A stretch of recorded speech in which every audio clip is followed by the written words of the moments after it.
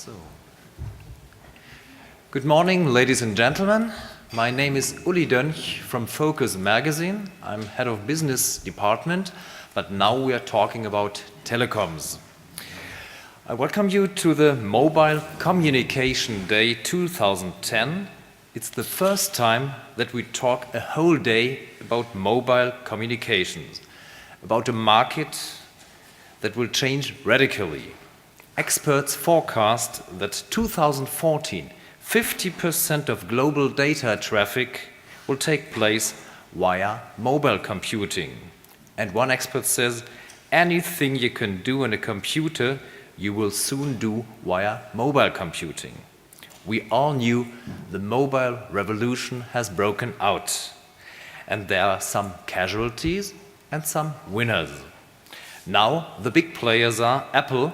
The company launched the iPhone 4 with great success, despite the antenna gate. Microsoft dropped its disastrous skin phones after only 2 months and started this week the new operating system, Windows Phone 7. And Nokia offers a new high-end smartphone and will regain lost ground. And the Android operating system of Google has overtaken some rivals. Today, we can hear some very important mobile operators, mobile producers, and infrastructure companies. We will discuss at the opening panel the amazing trends of the future. Our first speaker is Urpo Karjalainen, Senior Vice President Europe Sales of Nokia, a company that faces some challenges, how to reinvent itself, and how to convince the customers that it isn't just an engineer-driven company. Mr. Karjalainen will talk about mobile content, mobile services, and new audiences, and maybe about the fact that the new Nokia N8 is much better than the iPhone for half the price. Now it's up to you, Urpo Karjalainen.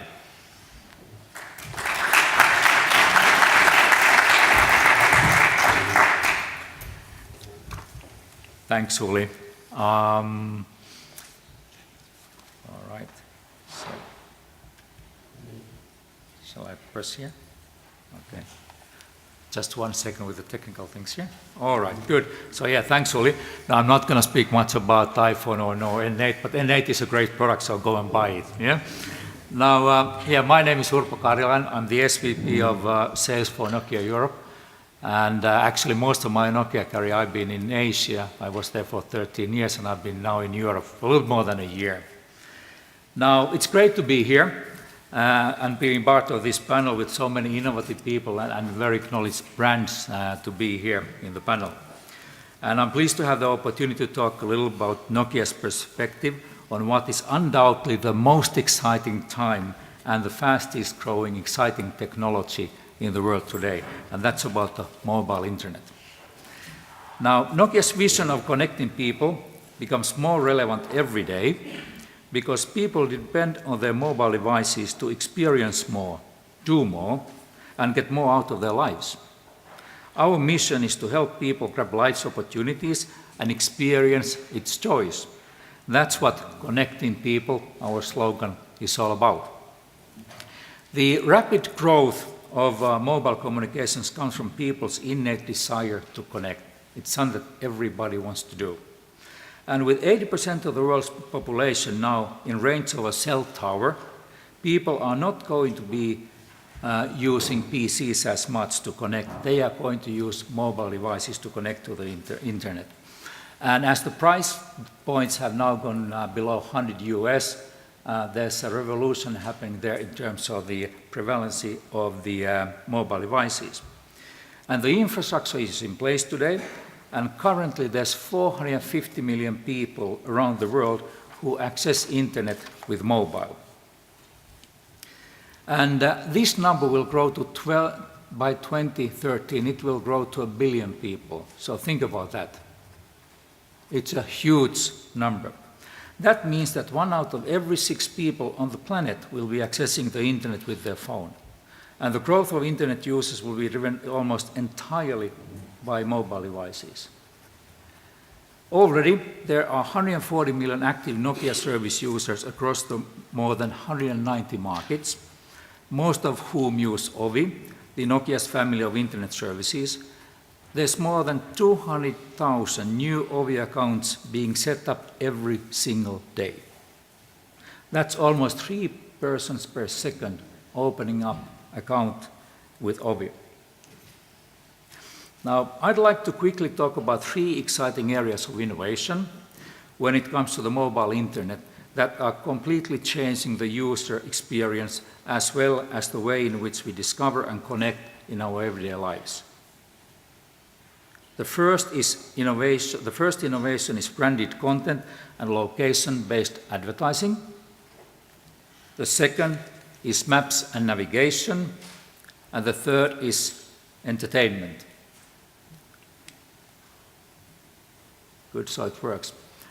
Now, so first let's take a look at the branded content and location-based advertising. The volume of mobile internet content is growing at warp speed to fill the demand. And brands, in particular, are finding creative new ways to reach more people. This past summer, Nokia partnered with Pepsi to create new interactions with football fans via Ovi. Through Ovi, fans were able to connect with their favorite football moments as well as each other.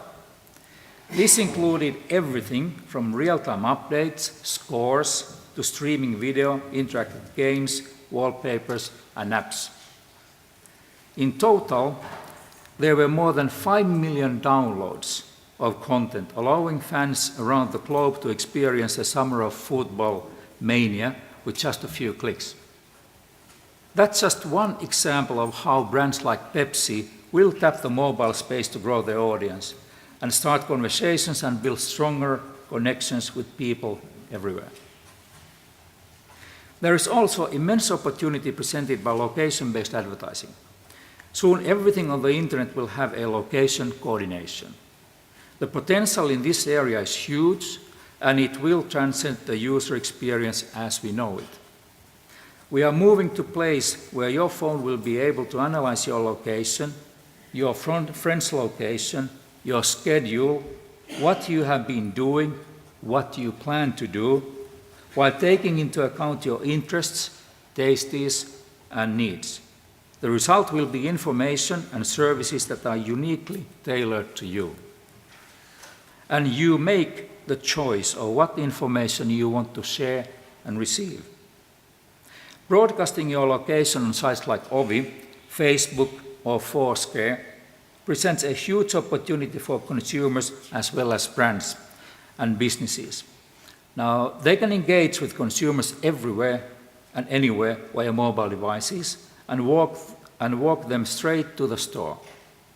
With location-based advertising, real-time ads reach consumers based on where they are and what they are doing in a very highly relevant manner. Let me take an example. McDonald's recently launched an interactive location-aware feature that uses Ovi Maps to send coupons to people near a McDonald's. They also receive walk and drive directions to the nearest restaurant where the coupon can be redeemed. We are also working on a similar partnership now with Dolce & Gabbana, and in the next 6 months you'll see hundreds more location-based campaigns like this. The second innovation I'd like to discuss are the advances in maps and navigation and the increasingly intuitive services that will continue to make our mobile devices smarter. And by the way, this wall here is from Berlin, not the Berlin Wall, but we have a development center that's doing the maps software development platform in Berlin. So that's the hub, and so I want to mention it here. So this is from this country. By 2030, more than 800 million people around the world will be using GPS-enabled devices and related services. And Nokia is the leader in mobile navigation. And we have invested a lot in the location space. You may know that 3 years ago we bought Navtec, and we have been laying the foundation for a future of game-changing services with what we've been doing with Navtec and inside Nokia. A primary reason for our success in navigation is our scope.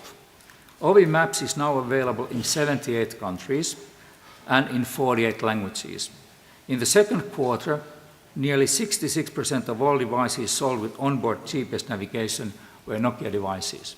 So we are a clear leader in that space. In less than 9 months, more than 14 million people around the world have downloaded the new Ovi Maps with free walk and drive navigation onto their mobile phones. Ovi Maps is integrated with premium third-party content from companies like Lonely Planet, Michelin, Berlitz, Quip, W Cities, and the Yellow Pages. Because of location-aware technology, you can always find everything that is around you, no matter where you are in the world. And whether it's a hotel, shop, restaurant, tourist attraction, or other point of interest. I've been using this feature quite a bit myself, testing it out, and it's really fantastic. It helps you, especially people who travel a lot. You can also check in to post your location and share with people in your social network so you can meet up with people. And the maps themselves and navigation service are also getting smarter and more intuitive. Ovi now offers live traffic flow and speed limit information, as well as speed camera alerts, even though I don't know how relevant that is in Germany, because at least in the highway there's no speed limits, to my understanding. Because of features like Ovi Map Reporter, contributions from individuals like you or myself all over the world, you can update the information. What that means, let me tell you how it works. When you are made aware of a newly opened or closed road, for example, you can use Ovi Map Reporter to quickly and easily let Nokia know. If you are a true expert of your city, you can share your knowledge, and Nokia will prioritize your improvements for future map data releases. So it's kind of developing real-time the capabilities and the accuracy. So the more people who are using the service and contributing, the better the service will get. And finally, the third big innovation, mobile entertainment. The mobile internet is not just a platform for games and the web. It's a personal portal for enjoying TV, movies, music on the go, and all in high quality, in HD, no less. There is seemingly unending appetite for music. Ovi has now the world's largest digital music footprint, with service available in 36 markets and 21 languages. Nokia is number 2 for over-the-air music downloads across 5 European markets, with 22% market share. And it's rapidly entering significant new markets as well. In China, we recently passed 3.7 million activations and over 13 million downloaded tracks. We work with the world's top music distributors to make this happen, so there's big names like Universal, Sony, Warner, and EMI, as well as hundreds of independent indies in the local markets. Our devices take us further and deliver even more. They let us play interactive games with each other, whether we are separated by 1 mile or 1,000 miles. One of the trends I'm most excited about is the emergence of alternate reality games, which blend real-life experiences with interactive gaming. I'm sure that many of you have heard about the TV series Heroes.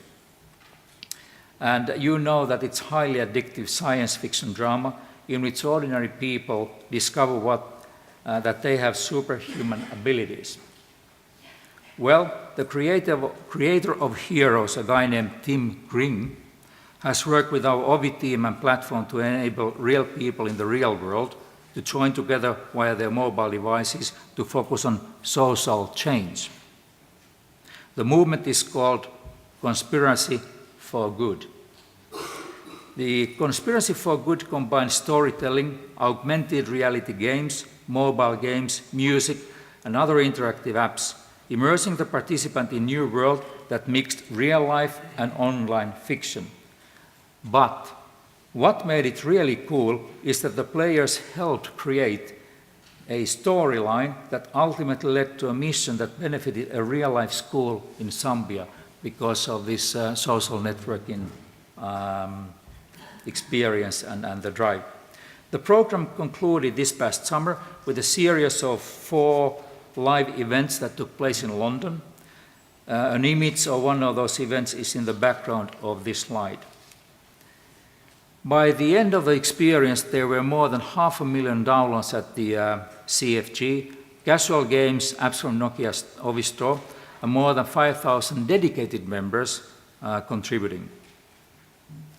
Another example of the new mobile entertainment landscape is Gig, a Gig Finder, an application that can be found in the Ovi store, which will soon be live in 18 markets. The Gig Finder provides locally relevant information, searching for live concerts and other performances taking place in the people's general location. Once a nearby gig has been found, it lets the user select seats, buy tickets on the phone. It gets directions to the event from the Ovi Maps.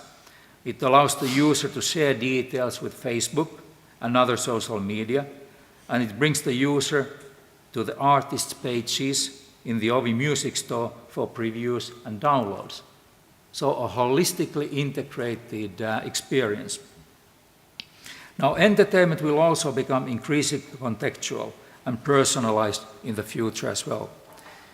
It won't just be about experiencing what you already know, but what you want, helping you discover new things your device knows what you will like. For example, if I were a fan of rock music like Kings of Leon, it would know from that I would also like racing games and offer me the types of content that I think I might like. Smartphones can now make these connections real for us. They can analyze what we like, look for other relevant entertainment and information, and recommend things that are relevant to us that we might like. The Ovi store, by sharing the Ovi data with publishers, the additional opportunities for cross-selling and upselling will be created and are tremendous, and will help the publishers better tailor their offers to the consumers. And this is very important in terms of building the business. All of this is extremely exciting stuff. And it's Nokia's mission to continue to expand the availability of smartphone features, because we believe that everyone, not just the well-off, should have easy access to the internet and modern mobile communications. If the internet is the great equalizer, then mobile technology is the great enabler. For Nokia, equalizing and enabling is about being open and transparent, offering devices and services which are relevant for every walk of life. It is not about a one-size-fits-all model where you offer just one device and a walled garden of services and content. Not only can mobile technology bring change and improvement to people and communities, it also offers unique opportunities for businesses and industries who want to connect with those communities. And if mobile isn't part of your business strategy, if you are not considering how mobile technology can improve and enhance your offering, then you're going to be left behind. That's for sure. What we do every minute of every day is to help people seize life's opportunities, create new opportunities, and experience life's joys. And it's all about connecting people, what our slogan says, in new and better ways, and enriching the communities where we are. Thank you very much.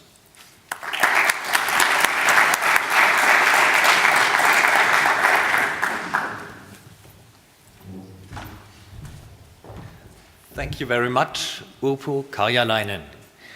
Our next speaker is Thomas Mörsdorf, Senior Vice President of Deutsche Telekom, enabling services and platforms. We're interested in hearing how the biggest German mobile operator will handle the market upheavals. Is it enough that Deutsche Telekom has combined its mobile and fixed line business? What are the differences for the consumers who use fixed line and mobile services? And we're interested how Deutsche Telekom will escape the most dangerous business trap to be just another dumb pipe operator. Let's welcome Thomas Mörsdorf.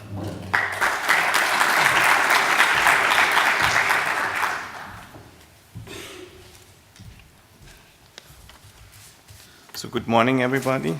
Let's first get the technology up here.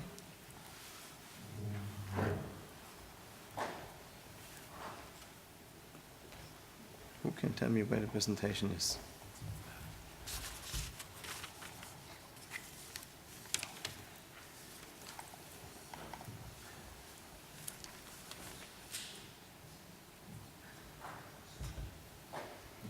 At least I brought 3 slides for you, and I don't want to miss them. Okay, so thank you very much. I have been asked today to talk about where does the whole mobile broadband industry go. We are one of the big players, as you know, and we are facing quite a number of challenges, especially regarding the huge uptake of mobile data traffic. That's probably one of the biggest challenges. And I thought about what could I bring along to excite you a little bit and not talk too much about probably the usual stuff or the stuff you have heard about the last 2 or 3 days. And I would like to give you, given my role that I'm responsible for enabling services and platforms, so my focus is pretty much a technical one, I would like to give you some glimpse of the future of where our industry is going and what is moving and shaking the industry and what might be technologies that impact our future. I'm looking into 4 dimensions. I'm looking into, of course, the devices. A lot is happening there. Windows Phone 7, probably one of the latest news that we had, but news are coming in almost every day. What's happening there? Second one, it's about the applications. We already heard some interesting things that Nokia is doing there, but there's much more to come, and there are some interesting future scenarios about applications. Third one is, of course, the access. So that's the core of our business, that we handle the access, that we manage the networks, that we control the costs, the performance, the quality of our services. Last but not least, it's about business models. If you look at the device side, next year there are about 30 pads or tabs, or however you want to call these new devices, expected to hit the market, next to the normal range of smartphones, basic phones, feature phones. So there's a tremendous increase in platforms that we are going to see out there. And a lot of times I'm being asked about that gap between PC, mobile phone, TV. These devices step by step will close that gap because they are living somehow in between. I'm personally impressed if I look at the sales numbers of the iPad. And some of you might have heard that next to DVD, and the DVD player was the technology with the fastest adoption rate. Now the iPad is the technology with the fastest early adopter adoption rate in the market. People are using it, but if you ask them, how do you use it? People are buying it, how do you use it? Some of them are struggling to tell you clearly what they use it for. So it's a device that is still partly looking how to position itself in the market. But what is important for us as an industry to see is that this proliferation of devices will give us an even bigger platform to provide services and offer services to our customers. Then, interesting what happens on the display side. There are flexible displays worked on.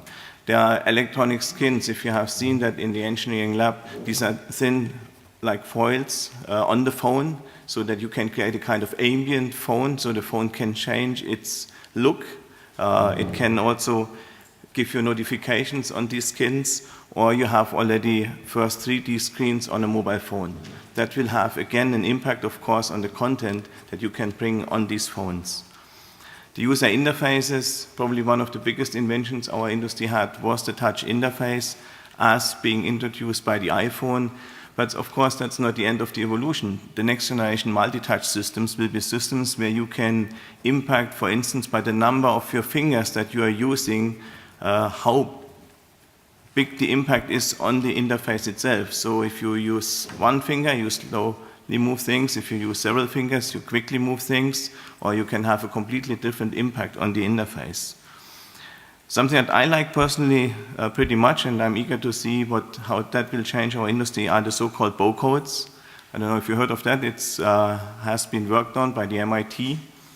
It's the next generation of the barcodes and even the 3D barcodes. These barcodes can hold thousands of data, thousands more than a traditional barcode can hold.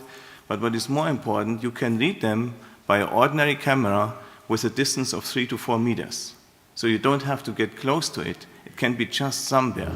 And you just go there along with your camera, and it gets all the information.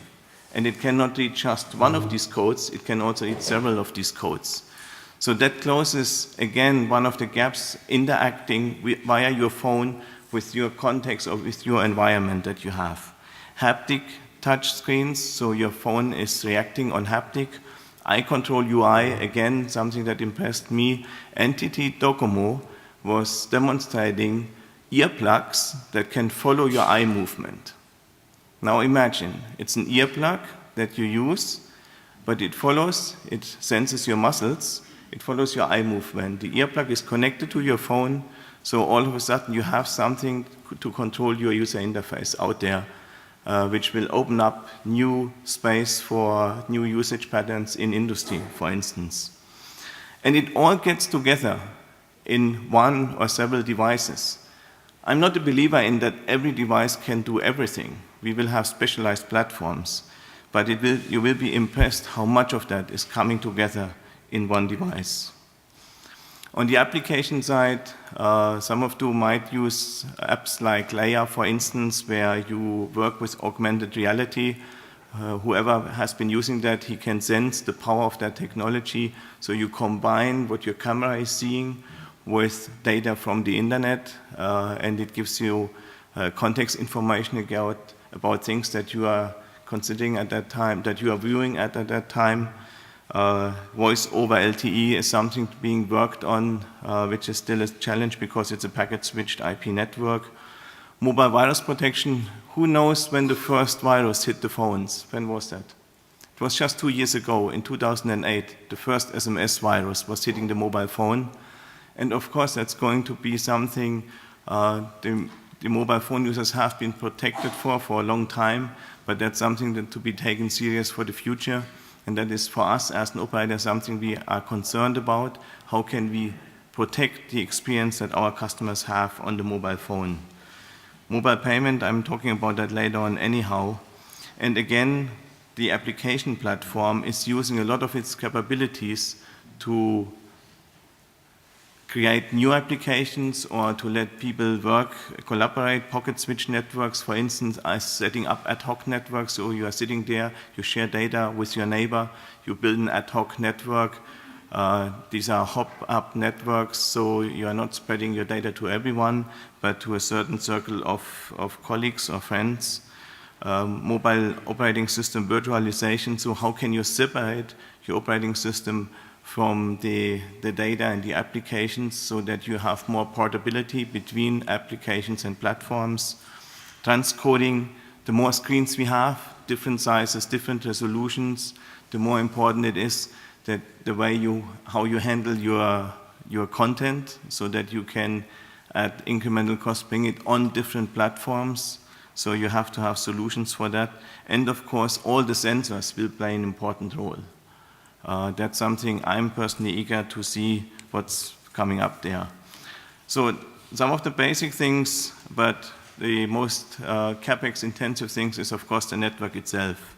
A lot of work is being done there. You all followed the auction of the spectrum and the start of the LTE rollout out there, which will give you 50 megabit and more in access speed. But there's a lot of work still going on using unlicensed spectrum, for instance, using ad hoc direct communication. How do we handle circuit-switched voice calls in a packet-switched network is something to be worked on. There is still not a good solution for companies running CDMA networks, how to make the transition from CDMA networks to LTE networks. People look into harvesting wind power. I found that interesting. So how can you use your antenna where you always have wind and capture, so to speak, the wind energy and lower the power consumption of the antenna, which will give you, again, alternative locations, places you can put antennas on. And then, of course, the whole management of traffic, the offloading of traffic is a big issue. You know that already today with some of the smartphones. If you have a 3G connection and you want to download some larger chunk of data, sometimes it's saying, no, please connect to a Wi-Fi hotspot. We will not handle that amount of data in the 3G network. Today, you then have to switch, so to speak, networks or even applications. The future must be that this traffic offloading, how we call it, is transparent to you, so that you don't have to mind. It's about us, how we carry the traffic and where we carry the traffic to. Last but not least, a little bit about business models. And I took this picture from Arita Research and shows some of the challenges this industry has. If you look at one of these, some of these new exciting platforms, and then you just take the screens, you see how similar that looks. So it's about what you do with the platform. It's about what the platform offers you in terms of ease of use, in terms of convenience, and of course, what's the business model around it, or what's the offering around it that's being offered to you. If it's now usage-based tariffs and options, one of the challenges, the biggest challenges we have is that 40 to 50-fold increase in traffic we are going to see the next 5 years must be managed in a way that it still matches to the revenues we are getting and the CapEx investments we have. Transaction-based business model, something we are still struggling with, willingness to pay and easiness to pay, as you all know. One of the important future markets we see is the machine-to-machine market. So where you have actors, sensors communicating to each other and using a mobile network. Today, in many cases, it's just a SIM card business where you sell a SIM card for a device. But there's a lot of services coming up around machine-to-machine marketplaces. Then the whole app sector, that's something I personally have a focus on, talking about working on third-party interaction, third-party collaboration. So the whole app ecosystem, as it has been again invented by the iPhone, is just the beginning of a whole market trend and the whole application space that we are going to see. We will see much more of that on the business side, not on the retail side. And I can really urge everyone to follow these things that are happening there. One of the last announcements in the last 2 weeks was Skype. Not just that Skype is doing a deal with Facebook and is bringing voice into the social network. More important from my perspective is that Skype has done a deal with Avaya. And Avaya is the company who invented in 2005 the term communication-enabled business processes. So they work on that notion how you bring communication and messaging and mobile services into business processes. So again, the gap is being closed between the platform and the mobile capabilities and the business ecosystems and the enterprise systems. Bundling, content, advertising, all these are different business models we work with. We test all of them. We have a new tariff scheme, as some of you might know, which has been announced and will be in place early November, which again has a focus on making tariffs more transparent on one side, but also make them more usage-based so that you just pay for what you are using, which is important, so that you as a user know what do I pay for, and we as an operator know what do we have to provide to you. So what have you paid for and what do you get? So this is a number of developments, and we work on many of these aspects, so they are not just a collection from the internet. These are things we work on in our departments, in our R&D departments. Many of them are far-looking technologies, more in the short term. The biggest thing is how can we provide a certain level of quality. How can we control the user experience, that he has a great experience working with us and working with our networks and platforms. Thank you.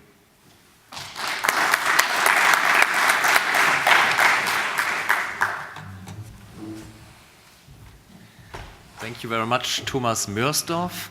I think at the panel discussion at the end of this day, we will talk about the apps and how to persuade business customers to use apps. I'm very interested in this question.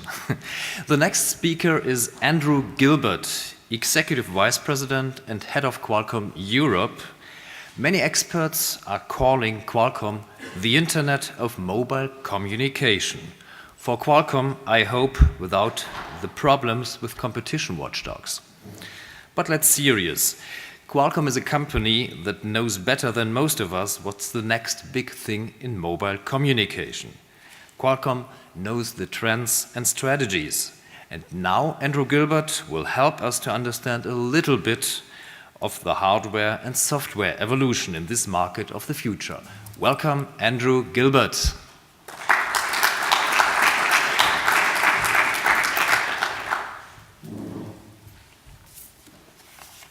Okay.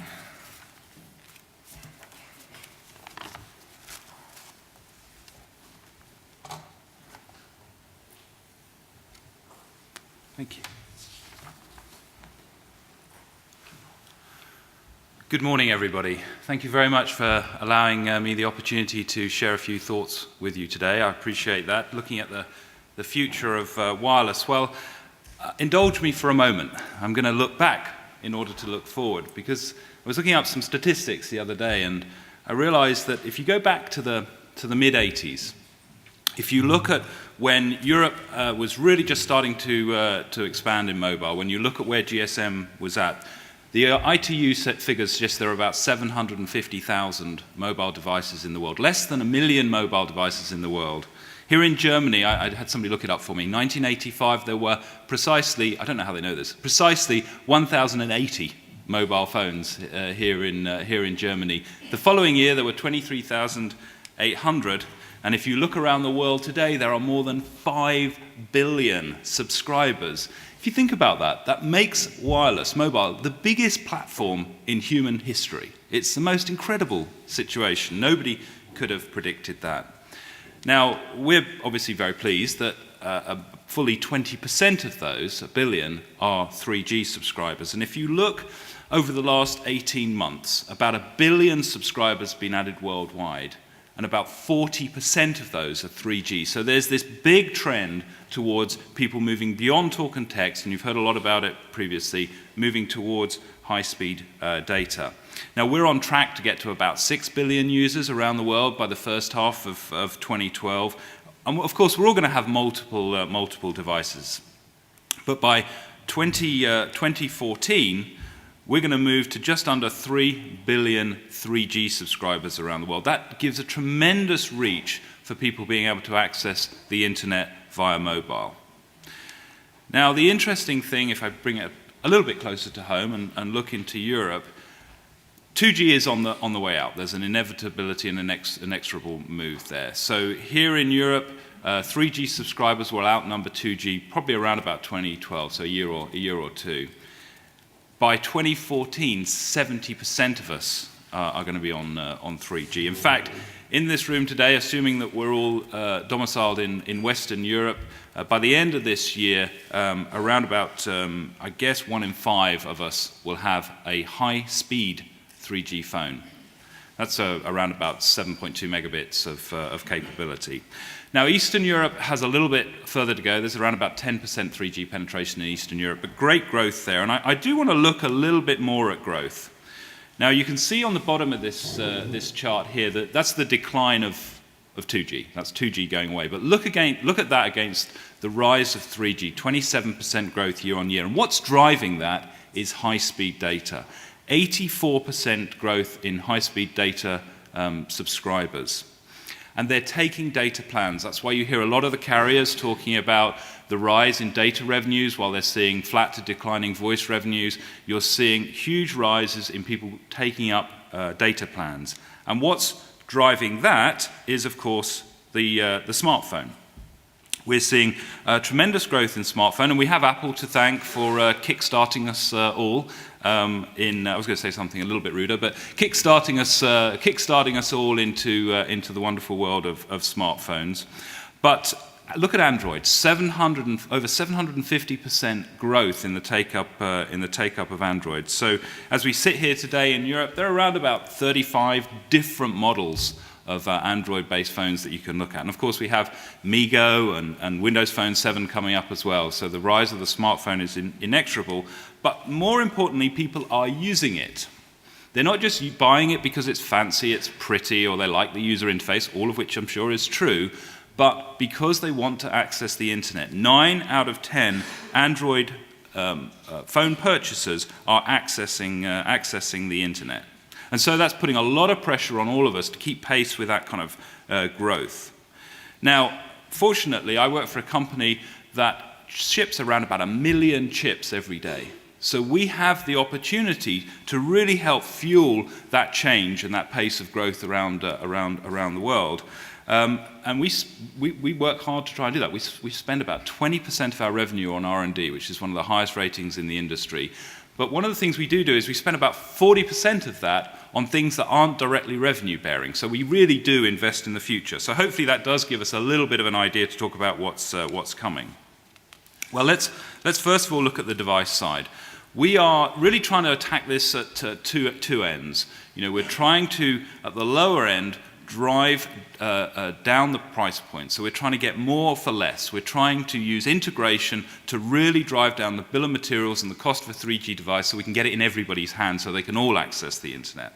We're trying at the top end to bring in all of these features, all of these functionality as quickly as possible into the device. The higher processing speeds, the more complex device user expectations. Now, you know, in order to do that, we believe integration is a critical factor. So we think this will be one of the key defining points of the winners and losers going forward, is how much are you able to integrate?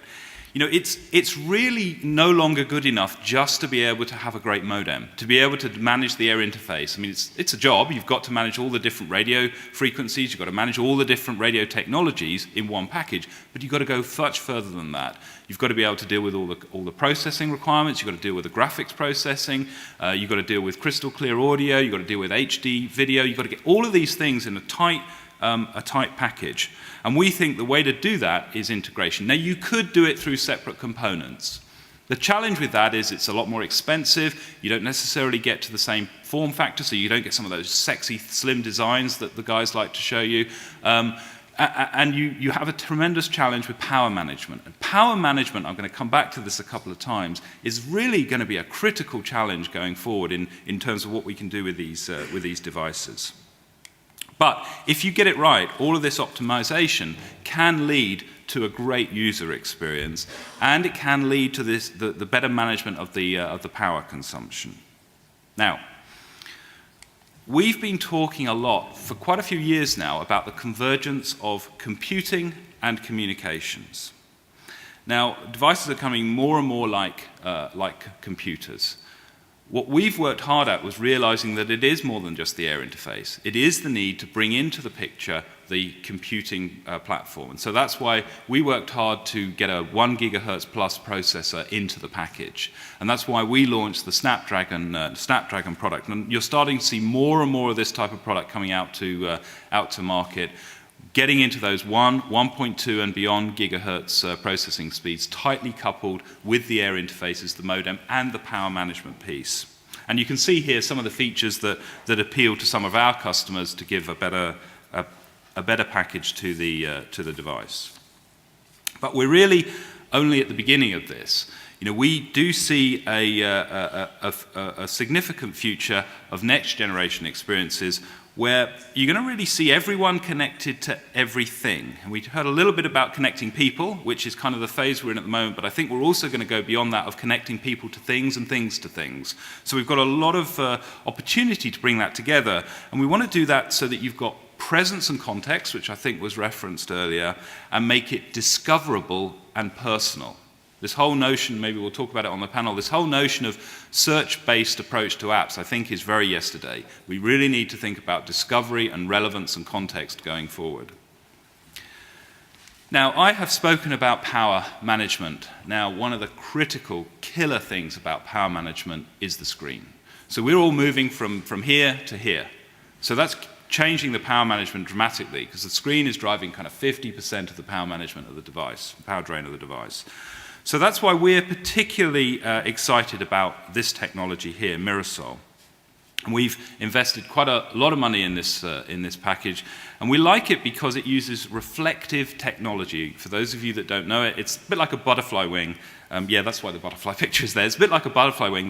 The sunlight comes in and reflects through the sort of almost like tiny mirrors, and then reflects up to make the light really bright and colourful. So you get full colour, full video, but you use 1/10 of the power to do it with standard-based technologies.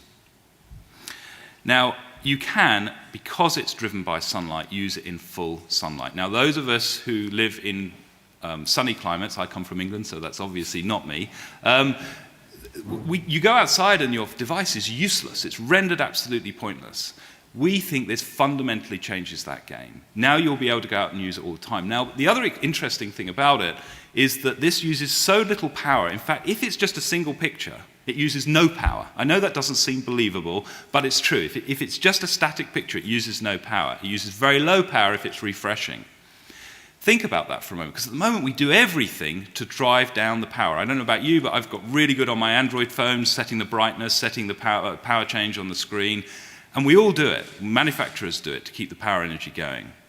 Now, if you didn't have to do that, what difference would it make to developers? What could they do? What new things could they come up with if your phone was constantly on and constantly had a picture rolling? Could make it very interesting, and I think that you're going to see some real changes in that going forward. Okay, now let's move away to devices that don't have screens. Now, I've talked about, and we're all used to miniaturization, getting devices smaller. But devices are getting closer as well. They're getting closer to our body. And this whole notion of body area networks and sensors, I think is going to be a boon to a big plus to the worried well. We're going to help them worry less, because they are constantly concerned about whether they're about to have a heart attack, or what their cholesterol levels are, or what their oxygenation levels are. Well, we can tell them. We can keep them fully informed and fully secure by attaching radio-based sensors onto personal area networks so they can check it on their smartphone every 5 seconds if it makes them happy. More importantly, take this into chronic health care. The ability post-operative, post-hospital, to be able to help manage the wellness of patients is going to be a big plus to those of us like me who are getting older, and that's becoming more relevant in a world where we're really getting scarcer and scarcer health care. This is an opportunity to fundamentally change the future by leveraging wireless technology. So we're very focused on that aspect of it as well. Now, I'm going to finish on one subject which we think is really, really super exciting, which is augmented reality. Now, I just want to talk you through augmented reality, because there's kind of an augmented reality of today, and then there's the one that's really good. So the augmented reality of today is you can use GPS and a compass to kind of roughly tell you where you are and what direction you're heading, which is nice, and there's some great apps about there, we like that. But what we want to do is take that to the next level. So last week or week before, we announced our new augmented reality SDK platform available, and a competition for developers. Those of you who know developers or are developers, have a look at it. And this is a very exciting new platform, because it moves it to, I guess, a vision-based platform.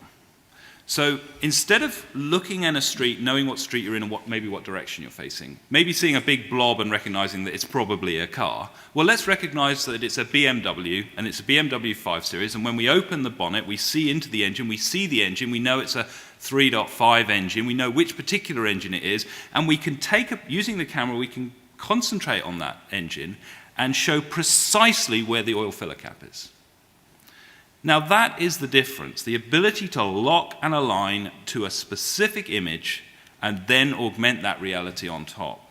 So I've got some other examples here. This is, the advertisers love this one. This is a cereal packet. There's a target on the cereal packet. You can create new games and experiences for kids to keep them busy when they should be eating healthy things, like Honey Nut Cheerios. I'm making no comment on that. But let's look at some others. Let's say we're, I don't know whether this is Japanese, Chinese, whatever, my Asian recognition is not good. But so therefore, this is a great app for me. I'm in a street, I see a sign. Now, normally, if you want to mash up some augmented reality, you're going to struggle to really make what I'm going to say now work. To be able to picture that and then exactly on the sign show where the titles are of the roads you want to go to. Because if you get that slightly wrong, it's a bad outcome. So you want to get it very, very specifically there. On a street, looking at the different shops in the street, you want to make sure you don't make a big vegetarian mistake. You better know that that's a beef bowl restaurant. And then finally, you see something, this is not my particular style, but you see something in a shop, you want to try to see whether you like the color or don't like the color. You can do it there and then because you're locking onto the image. Now, fair enough, we're a bunch of engineers, so these are probably terrible examples, and what we want to do is open this out, as we've done with our SDK, to let people who have much more imagination, much more skill, and much more excitement turn these into much better things than we'll ever imagine. But just to give you a sense of what's going on, and really to make the point that your phone is going to become the remote control of your life.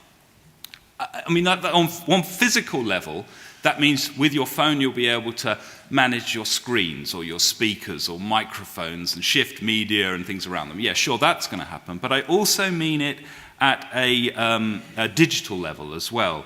The ability to really connect to all the information that's out there, whether it's in the cloud coming down to you or whether it's with the people who are around you that you are connecting to as peers. All of that's coming together. It's all coming together very soon. A lot of what I've talked about you'll start seeing in the market in the next year or 2 years. And of course, that's going to allow us to connect everyone in the world to everything. Then we want to start connecting everything to everything, but that's a whole different story, and I really haven't got time for that. So thank you very much.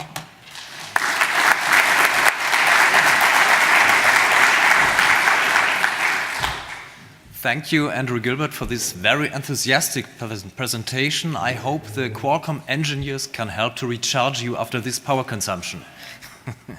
Now to our next speaker, to Frank Fischer, Head of Mobile Communication of Microsoft Germany. For some years, Microsoft seemed to be the slow coach, the laggard of mobile communication. But now, Microsoft is back on the stage of mobile communications. This week, the company presented its Windows Phone 7. We have great expectations to learn what Microsoft will move and shake with the new mobile platform and how Microsoft will try to catch up with its competitors. Let's welcome Frank Fischer.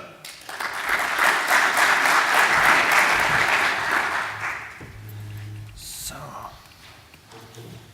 I think I can do that. Well, yeah. It's PowerPoint, it's a Microsoft product, I should know that. So welcome. My name is Frank Fischer. I'm very pleased to be up on stage here, and I brought something with me. This is a Windows Phone 7, and you will see it in the market in a few days soon. What I also brought with me is one of the most tremendous changes that Microsoft is undertaking since, I would say, its foundation. And one of the, say, marksmen of that, or one of the signs that this is true, is my person. So I'm now head of the mobile business here in Germany. So I'm responsible for launching Windows Phone, for example, and also for Windows Mobile 6.5, which is still in the market and quite successful. But I used to be in the development platform evangelism group, and this is about 14 weeks ago. So from my personal experience, I'm nothing on the mobile side. I'm new to that. I'm new to the whole business, but I used to be a developer. I used to be an application developer. And my point, my view, my vision was a very visionary view on the Microsoft technology, and it used to be my task to introduce technologies that are in the beta stadium, or maybe even alpha stadium, to the German market. So me on this position, me as being the guy in the mobile space for Microsoft now is a good sign that there's something happening, something changing within Microsoft. I read once an article saying that every company will undergo a huge change and will change actually the strategy underlying the company every 35 to 40 years. Everything before that is some kind of rhetorical thing, but every 35 to 40 years, companies are really changing their theory, their underlying business models. So Microsoft is now 35 years old, and it makes time and sense for us to change. So what Microsoft is all about now is we are traditionally a company that sells software in a licensed form. And we will continue to do that. But what we are about to be is we are about on the way to be a cloud-based company. So Microsoft is really changing itself. We are really changing our business model. This means we are going away from licensing, from selling software licenses towards selling software services, which is a totally different story. And the interesting thing is that the mobile phone is one of the, say, parts of that strategy. The strategy, we name ourselves 3 screens and a cloud. And personally, I think it is missing a really good point. And the point was already mentioned so far. Because there are things with a no screen. So I would personally say it's 3 screens and no screens and a cloud. So what's behind that? And this is the thing I want to show you there. So right there we have a cloud. So cloud computing, I think it's in everybody's mind and everybody is now talking about it. The interesting thing is, if you stand up any audience and ask the people, do you use cloud computing? And I did this with a small business, during a small business meeting in Stuttgart recently. And everybody was sitting there, you know, this craftsmen and things, and they're, no, cloud computing, you know, this is modern things. It's for us, it's sufficient if the PC gives the normal calculation stuff. No, cloud computing. And it's a lie. It's simply a lie. Because everybody is using cloud computing today as a consumer. You are using cloud computing to have your email services run somewhere in a center of computing. You are using online banking. You are using stuff like that. So cloud computing, at least in consumer space, is a reality. It is now entering the enterprise space. And this is an interesting thing I want to go deeper a bit later on. So for Microsoft, since we are about to change, we want to become a cloud-based company. The first thing we did was investing in the cloud. So to give you just a glimpse, just an example, the largest hoster in Europe is United Internet. They have about 50,000 to 60,000 servers running in their centers of computing. Microsoft is adding 20 to 30,000 servers per month to the infrastructure that Microsoft runs. So we are, say, every 6 months or so, we are including one of the largest hosters of Europe in our infrastructure every half a year. So the idea behind that is we want to become one of the largest, say, offers or suppliers for cloud-based computing. So what is the cloud-based computing now used for? And this is the other side of the story. This is the front-end side of the story. And there the mobile business comes in and kicks in. So to start with the cloud, we are building a cloud infrastructure, and we are investing heavily in this cloud infrastructure. We are using the cloud infrastructure for ourselves, so we are offering services based on this infrastructure. You may know MSN, you may know Hotmail and all that stuff. But also we are offering others to use this infrastructure to build their own thing on this. So for example, one of the parts of Germany is using our infrastructure to have something like an emergency website setting up there. The interesting thing is agile. You can scale it up, you scale it down, and this is an interesting part of the whole business story behind that. So cloud computing, a huge enabler for us.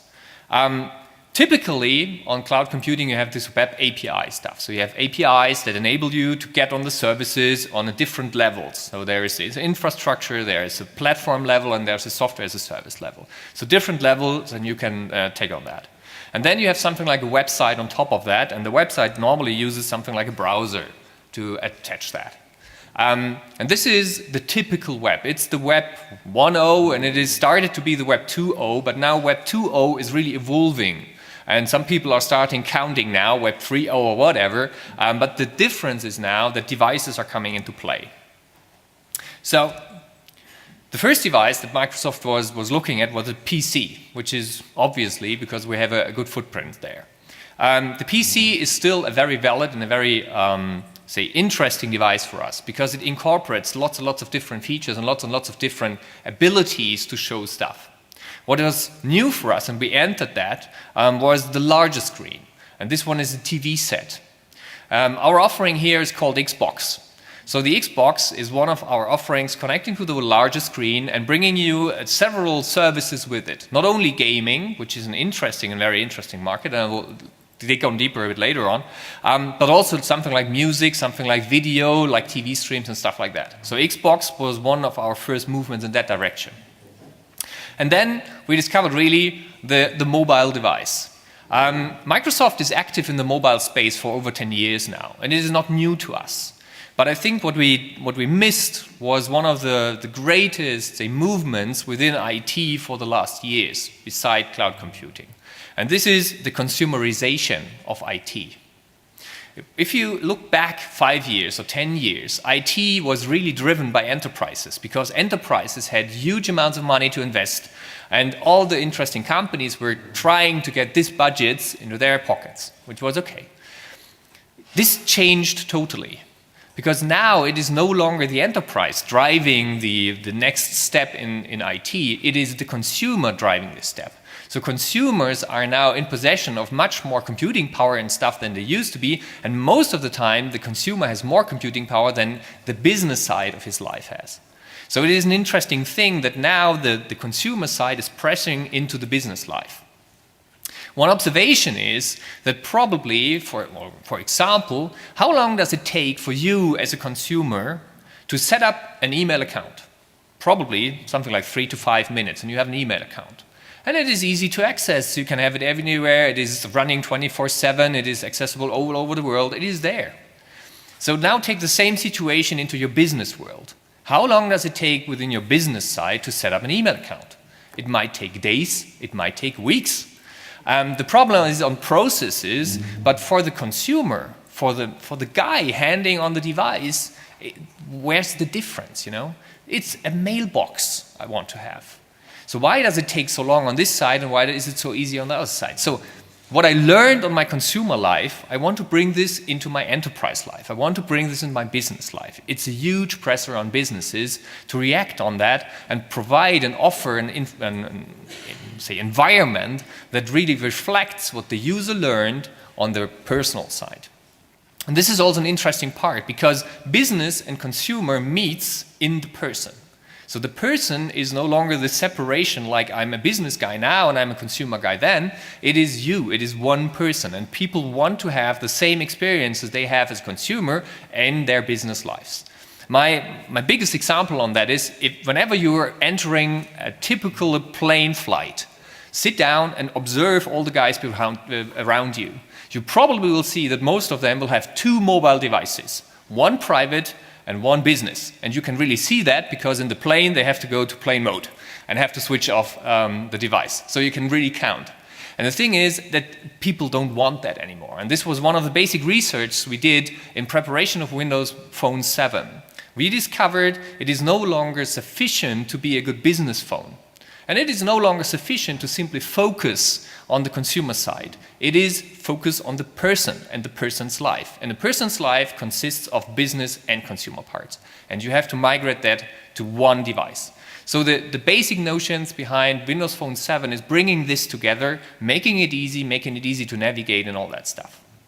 Another part we discovered was that we as a Microsoft has a unique position to really offer something that spans all of your life. It is not only the mobile phone, which is a huge and even more important and getting more important part, but it is more than that. It is your home, it is your PC, it's all the different devices you have there. And the unique experience you want to have on each device should be connected regarding the content, regarding the things you're seeing, the apps you're using on that platform. So our idea behind that was we need to be, more complete on that. And we want to span this completeness. We want to show that in several aspects. So one thing, for example, we did was with Windows Phone 7, there is no difference between the app development from a PC, from the Xbox, and from the Windows Phone. Actually, you just saw one of the examples. It was Lido Milo, one of the games that will be part of the Windows Phone 7 launch. And this game is written so that it could be used on the Xbox, the same game on the mobile phone and on the PC. And this is an interesting thing. It is no longer this separation of different silos. It is things you can bring together. So we did that as a first move. Second thing is we really want to partner. We discovered that it doesn't make sense to try to be the one and only guy.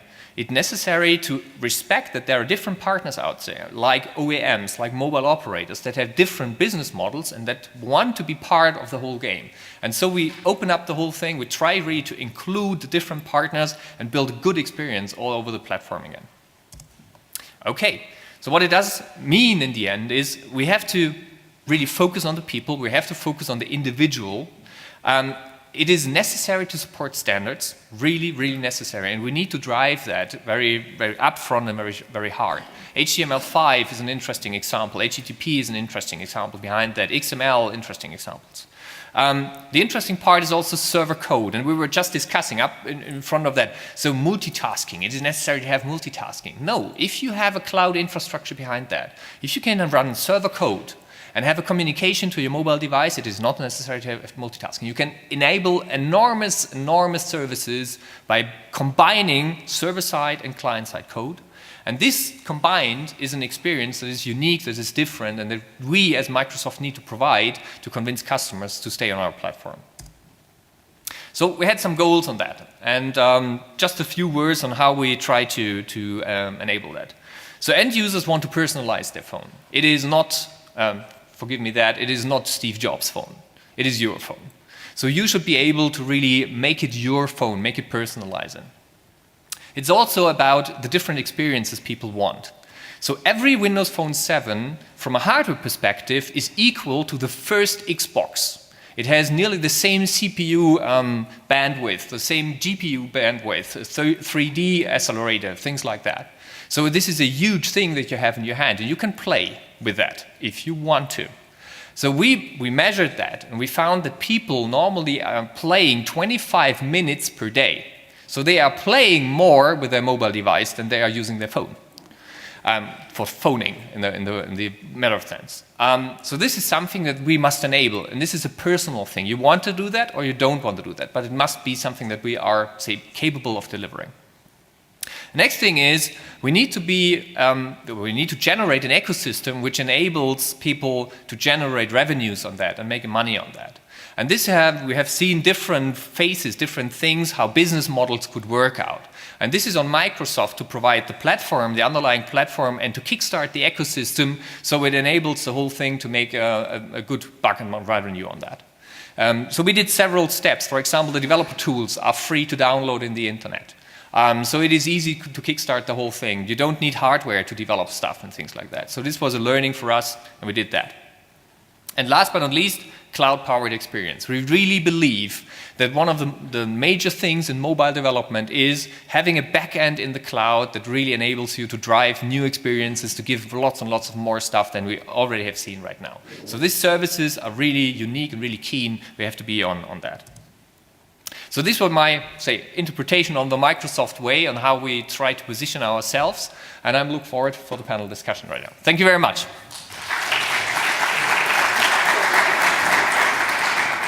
Thank you very much, Frank Fischer, and please now all the speakers on the stage. We will start our panel discussion, and one more expert will attend us. It's Falk Müller-Ferse, partner of Cartagena Capital and a very well-known telecom analyst. Mr. Müller-Ferse, you've heard the strategies of some bigwigs of the mobile world. Which outcome do you expect from the cutthroat competition? And who could be the winner, or isn't there any winner? To say it with the famous pop band ABBA, in the mobile world, the winner doesn't take it all. Oh, thank you very much. I think we have different people here on the panel. Some of them make a lot of money in mobile, and they can tell you how to do it, and some of them have told us already how they make the money in mobile. Others don't make a lot of money in mobile today. I think the big question is, in the mobile industry, it's no longer about, there's one party who takes it all. So I think the question is very easy to be answered. There's no such a winner who takes it all. I think there are a lot of people who are participating in making money from the mobile industry today.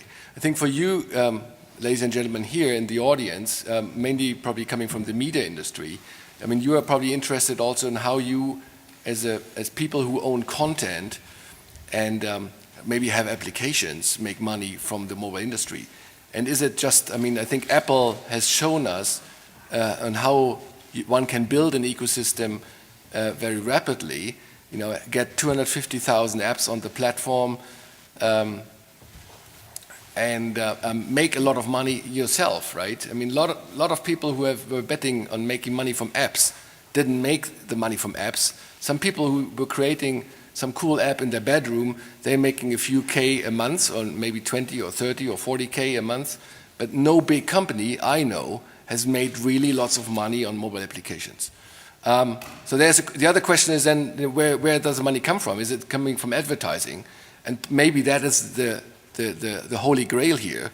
In future, then that's why so many people, you know, striving to occupy, you know, the mobile device. The operators, you know, the handset vendors, maybe even the people who are more in the background on the chip side. As you know, Google bought, you know, AdMob about a year ago, a mobile advertising company for 24 times revenues for $750 million, you know, to be the main dominant player in mobile advertising.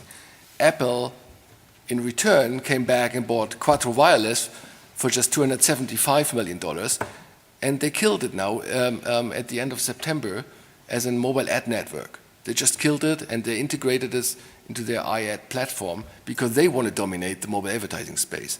So the question is that where the big money is in the industry? And maybe some of the other people here on the panel have some opinions. Who shares the opinion? Maybe I can add some parts on that. I think there's twofold. There is a space where you can really make money by selling licenses for mobile software, and this is gaming. Gaming is really huge on that. If you really want to have a good revenue per sold license, go in the gaming sector. On the other side, it is true what you're saying. It is not easy to make money by licensing software. It is an indirect model you have to use. And there are interesting numbers coming from the US regarding what kind of mobile advertisement revenues can be realized by using this indirect model in the advertisement space. Really, the thing is, there is no real, say, major player, dominant player right now in the market. It is still to settle. And still some of the business models are in a way to be tried out in certain senses. So I think you are totally right in saying there is, you cannot point the winner right now or something like that. Maybe there will even never be a winner or something like that. But it is, the interesting part is you can make money by having license model, but this is only in parts. Gaming is one of those. Most of them are really making some revenues with the advertisement model, and this is always an indirect model. It is not always about displaying advertisement, but something about, say, marketing, the way of brands marketing themselves. So I saw some interesting examples, for example, from the UK, where Nestle did some interesting steps towards that in marketing their brand through mobile advertisement, or mobile apps. Mr. Karjalainen, I think you would add something. Yes, now I tend to concur pretty much what has been said here. It seems to be that we all kind of share that. But so if you look at the apps here, I don't know anyone who's been really successful there in terms of making money. Yeah, there's in our office store, we have about 60 developers, if I remember right, who have been more than $1 million, and it has not been a very long time there. But then who's been making and how much money, I cannot really kind of tell. And that is a thing to be seen, I think. This is very early stages. If you think about the applications, mobile applications, they have not been there for a very long time. And the same goes for the advertising. I think advertising is only now starting. But the advertising is something that we do see is the kind of big thing in terms of potentially monetizing once the platform and the content and information is truly there. Yeah, I wanted to make a couple of comments. So we ran one of the very first app stores, not known really here in Europe, but it's based on the Brew platform, running about 65 countries, mainly Asia and America, and we've probably delivered about $3 billion worth of wholesale revenue through that platform. One of the things that we noticed, this is all on feature phones before smartphones really came out. One of the things we noticed is the difference between that and, say, the Apple platform is that people are staying on the top of the list of successful apps for months, 4 to 6 months, rather than 2 to 4 weeks. And then if you move more into the smartphone, we have a recommendation engine called Xiam. It's a company based here in Europe that we purchased. And we launched that with the Vodafone App Store recently. And they've announced that using that, they've got 4 times the attach rate. Now, what do I mean by that? Well, people are downloading 4 times more apps than not using a recommendation engine, because it's proposing things to them that are contextually very relevant to them. It's running a series of complex algorithms, including a location algorithm, that's saying, okay, this is of relevance to you. You fit a profile like this, and other people who've it's got a similar profile like to buy this product, so we'll provide it to you, and we're getting 4 times the take-up. So I think my point being is there is money to be made in apps. We've demonstrated that historically. I've got empirical data to prove that. But actually going forward, it's all about how you personalize it, contextualize it, and make it relevant.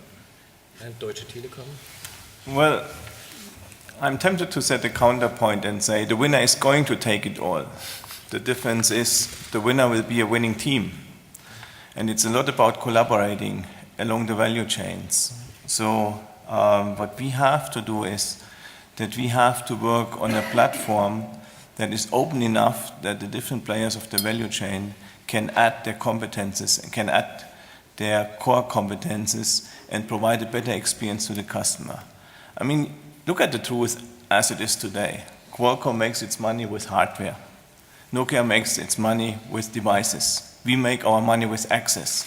That's still the core how we make money. Microsoft still makes most of the money with licenses, I'm sure. But we all know that this model is probably not sustainable, that we have to move in new business models, that we have to move into services, into advertising-based services or whatsoever. And that is something in many cases that can not be done just by one player. Different players have to collaborate. We have a big interest in the whole notion of the ecosystem of working with developers. It's not just about the one app, what we are seeing now. I'm also convinced, as my colleagues are, this is just early stage. We are in the early days of app development. The point is that we open up our core platforms and core services in a way that the creativity of a whole huge market can start to act, that people are taking personal risks almost, and that they start to come up with solutions we can never dream of as a single company. And therefore it's hard to even predict how this market will develop, because one of the core principles is that you cannot predict it what the next good idea will be that will come up there. And what I'm seeing are two major trends. One is creating context. I'm a big believer in creating context. But context also in the sense, how I described it earlier, knowing about the person, knowing about the things he is doing at a certain point in time, and knowing about the environment where he is moving. You have to combine that. You have to know what matters now for this person most, what is most relevant for him. Then you come to the point that people are willing to pay for something because it's relevant for them, it matters. The second trend is that we are moving in that app space from retail to business. And again, to business, that business applications, even ERP systems, are moving out, are using the cloud, are getting in front of you, you're using your mobile phone to interact with your business system, and you are constantly in touch. And that might be just some add-on, but at the end it secures your core business, and that is still worth a lot. Your business model seems to be advertising, but do you reconsider the problems, especially in Germany and in Great Britain, with privacy policy? What about that? Yeah, I mean, I talked a little about Xiam, and clearly privacy is a part of that. And I think privacy is a big concern. And the thing is, it's not one thing. You know, there's not a privacy policy. I mean, it depends on what part of the world you're in as to how far along you are on the scale, or even, you know, which country you're in. So, you know, I think what we have to do is design privacy in. And we have to design the flexibility that you can toggle it, and you have to put it in the hands of the consumer. My fear is that if we as an industry, all of us, don't do something about engineering privacy and putting it in the hands of the consumer, it will get regulated. And my fear about regulation, which is great for protecting the consumer, is that sometimes it can overprotect. Sometimes it can prevent what are really innovative and exciting new services that we as consumers would find beneficial. It just shouldn't be so impenetrable that we can't easily tune out the things we want to tune out. So it's all about data protection, but we think we've got to get the balance right between designing in the toggles to allow people to do what they want to do and not regulating it out. We would appreciate questions from the audience. We have questions. Are there any questions in the audience? No? Then we are speaking further. You told us this summer there was a joint venture during the football competition, Nokia and Pepsi. Will there be more such joint ventures? With which kind of companies? With competitors, maybe? Well, I don't know about the competitors, but this was a trial that we did, and it was highly successful. As I alluded to, there's going to be more. We are working with other companies, and Dolce & Gabbana was something that was mentioned already there. And so well, definitely it kind of goes back to the partnering a bit. You cannot do it alone. Nobody here alone will make it big. And that's why Frank and Thomas both brought it up, and that's also our philosophy, what you need to do. You need to be good at partnering, you need to have the right partners, and you need to build the ecosystem. You need to have that in place. And it's about the same thing in another way of looking at it. Over to your opinion? Yeah, I think this partnering, I think, it seems to be crucial, but I'm not sure if it's shown the best results yet. Everybody knows iTunes, obviously, but and probably most of the people in the hall also using it. But who knows, OV Music or Comes With Music, the Nokia service. I think that's one of the greatest, services and inventions which has been made. Oppo didn't pay me to say that, but I think that could be really an iTunes killer, because I think when you get this Comes With Music phone, you get a year of subscription. You can download as many songs freely. For 1 year, during one period of 1 year, you can store it on any device digitally, and you can keep it lifelong. And the music is from all the major music labels, right? If you, all download music, and I hope then you pay 99 cents, on iTunes, or you do something which one shouldn't do, right? And there may be some other ways of doing it, but I think today, I fail to see the reason why this hasn't been really taken up and been the big service which people have been looking for. You've talked a lot about your long-term strategies, but the biggest problem seems to be the customer, who changes his behavior very quickly. How to solve this problem? Now, maybe I just comment briefly to start off. And this is something that we discussed earlier on, how the consumer behavior is changing. And I have a daughter who's 14, and that's kind of a living example of how things are changing. As I said earlier, I lived a long time in Asia. My daughter, first thing when she wakes up in the morning, she's on the Facebook having multiple dialogues going on, or she's going to be Skyping, video Skyping, by the way, always, video Skyping, to friends all over the world. And a couple of months back, I sent her an email, and then she never came back. I asked her, so you never replied to my email? And she said, well, Dad, that's old-fashioned. Nobody uses email. So if I think what we represent here, and we have a span of a few years here, but then if I look at that generation that is coming, I think nobody can really tell how it changes. We understand technology, we who are in this panel, but how the users will and the behavior will change, and what the impact is on society, I'm afraid to start kind of prognosing or forecasting that, but there will be big changes. The youngsters today will behave completely different from my son, who's 25. Yeah. For us, this is something we reflect in the development process of our products. So it used to be that Microsoft was designing products for a 5-year span. So you have 5 years of product life cycle. After 5 years, the product is on the market. You have to be something like a forward-looking guide to predict what you want to have in the market then, but also something like a dominant player saying, hey, this is what people want then. This totally changed. So for us, it is now that we, regarding the platform part, since we are engineers somehow, we are trying to build a platform with a vision for 3 to 5 years still.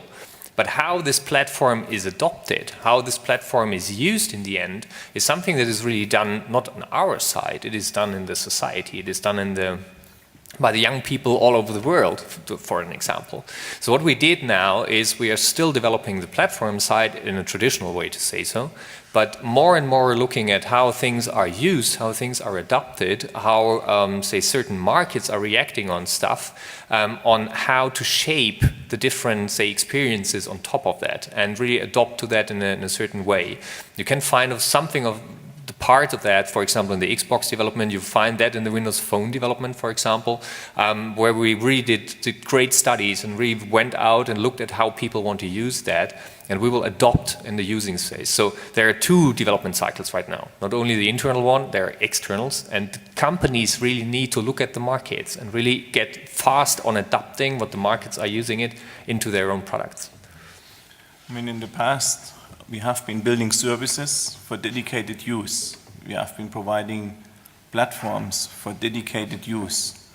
Look at these feature phones, specifically done, for instance, for music or so. But nowadays, what we realize is that people are asking for a platform they can configure themselves.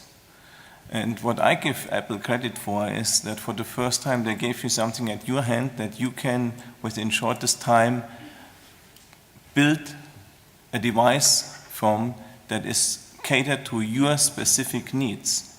You decide what apps you want to have. You decide what you want to have access to.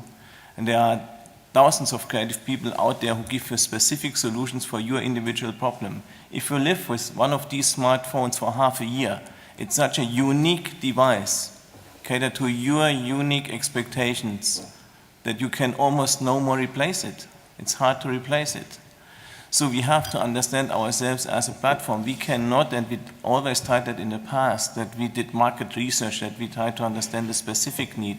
What we now have to understand is that the need is a platform that the consumer can influence in a way that at the end he gets the service he likes, that he gets also on the tariff side, that he pays for what he is using and not more, and hopefully not less. So you have to provide it as a platform, and then it's much easier to follow these trends. Nevertheless, and we had a discussion before, one thing we might not forget is we as an industry, we build infrastructures, and infrastructures cannot change in a 3 months or 6 months cycle. So we have to do some projections, and we have to think about how is the whole thing evolving and what kind of infrastructure do we have to provide. And that was a little bit our conclusion earlier. A continuous struggle we have as an industry that we invest in expensive infrastructure elements. At the same time, we have to be extremely flexible on the short notion of what is being accepted by the customer and what is unacceptable by him. Shortly before the end of the panel discussion, there's a question in the audience.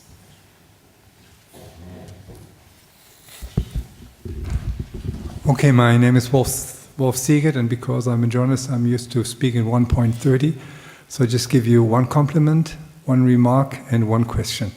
The compliment is very simple. I think this was one of the most instructive panels we had here on the Medientage, because you all dared to look into the future. And I know it's very difficult to look into this crystal ball, and I think it's really very valuable that you did that just beyond the next quarter of the next quarter and the next quarter. You got up to 5 years. I think that was really impressive. Second thing is, you know how SMS was developed by some people from engineering people from Alcatel who just wanted to have an extra message system for their own technology. They never thought about the computer, and they never thought about the customer. In the end, it was the customer who made the choice. The interesting thing is, though, that now the brand of Alcatel has been sold to a Chinese mobile company. And now we have a Chinese telephone called Alcatel. This is not a gimmick, this is the truth. And I think we have to be aware that everything we talk here about the European market has to change drastically into the global environment. I would like to have a comment from you on that. The last question is very simple.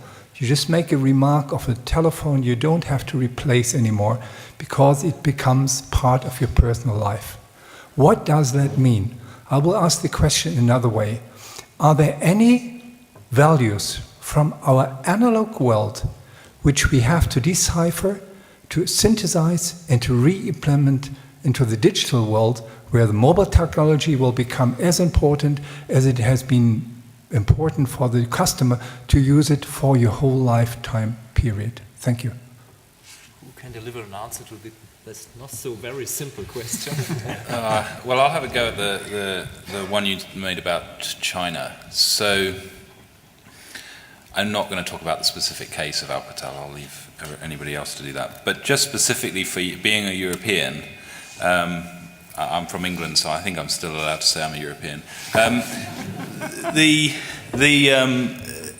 I have a genuine personal fear that we live in a knowledge-based economy, and that if we're not cautious, we will give that up. So one of the things, I mean, somebody mentioned that Qualcomm is well known for intellectual property. It's true, yeah. I mean, we like to think that it's aggregating R&D for the entire industry, which is why we do it, but we do get paid licensing for it. There's value in it. There's value in the intellectual property in the Nokia product, the Microsoft product. There's a lot of money that's spent, and a lot of European knowledge-based workers who invest in trying to make that a success and coming up with the next innovation. I don't think it's necessarily a brand value. I think it's a not innovation value. I think we, at a political and a consumer level, have got to make sure we protect, I hate to go all kind of political on you, but we've got to make sure we do protect the value of intellectual property rather than give it away. And that's probably one of the concerns I do have implicit in your question. The whole lifetime question I'm going to leave to these really smart people to answer. Maybe I will continue on this China thing, because I think that I have a bit of background. I was in China for 4 years running our operations there, and I was in Asia 13 years altogether. And you mentioned Alcatel, I'm aware of that, but then think about another very recent thing, because the Alcatel is a bit older thing when it happened, I mean when it became actually kind of Chinese owned. Volvo, brand that we all know, that's a Chinese company nowadays, yeah? And so if I look at the changes that are taking place, I'm going to put a little bit kind of a longer time horizon here. Let's talk about 10, 20 years. We are going to see a tremendous change in the economic power and also in terms of technology, because if you think about 1.3 billion people in China and then 1 billion plus 1.1 billion in India, there's innovation that will happen there. And the question is then, how will that affect us? And I think one of the key things for Western companies is to make sure that you, from day one, think how you will be doing business in Asia. You cannot be a global company unless you have that in day zero in your genes. And the next 20 years, I think we will see more and more Chinese companies and Indian companies. Think about Jaguar, that's a Tata company from India. It's been happening. Think about the iron industry here, what happened 2 years ago, that's an Indian company.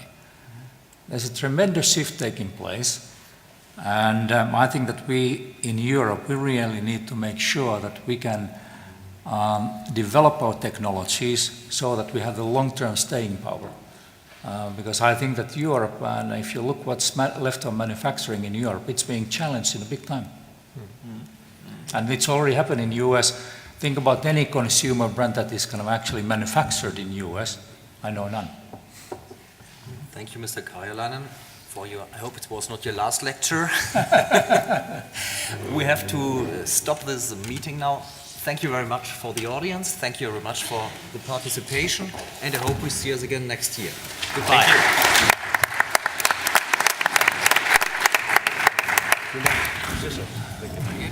Thank you. Pleasure to have met you.